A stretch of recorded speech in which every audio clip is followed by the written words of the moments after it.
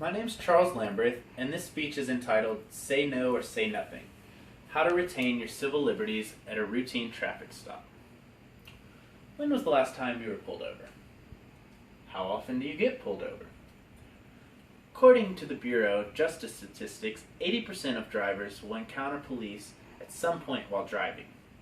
If you're a male, African American, or under the age of 25, you're at an even increased risk. While avoiding the police altogether is a bit unrealistic, it is possible to retain your liberties with 3 easy steps. Prepare, remain silent, and be assertive. Let me explain. Prepare.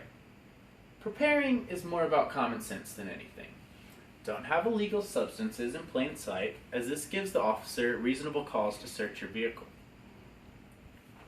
Have your driver's license, vehicle registration, and insurance information in an envelope or somewhere easily accessible, as you are required by law to provide these items.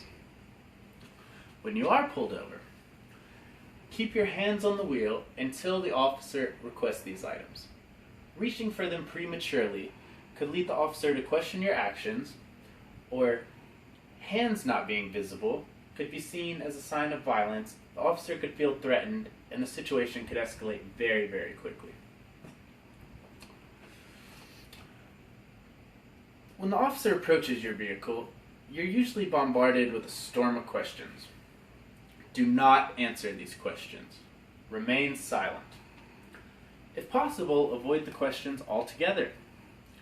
If the officer pressures you, simply say, "I don't feel comfortable answering these questions without my lawyer."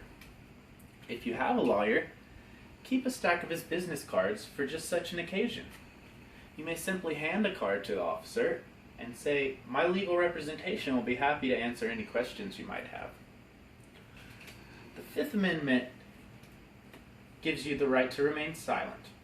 In fact, the first line of your Miranda rights is, "You have the right to remain silent." Exercise this right every chance you get. If the officer becomes upset or offended, he may purposely try to slow the process and take up your time. That's where step 3 comes in. Be assertive. At this point, you may tell the officer, "I do not consent to any searches." The Fourth Amendment protects you from any unlawful searches and seizures. If the police continue to harass you, you may ask, "Am I being detained or am I free to go?"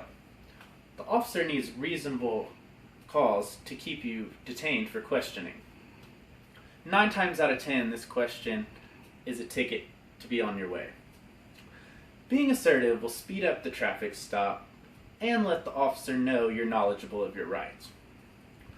By remembering these 3 simple steps, you can cling to your civil liberties while remaining civil with the officer. Just remember, prepare, remain silent, and be assertive. Next time you're pulled over, you can face the situation with far less stress.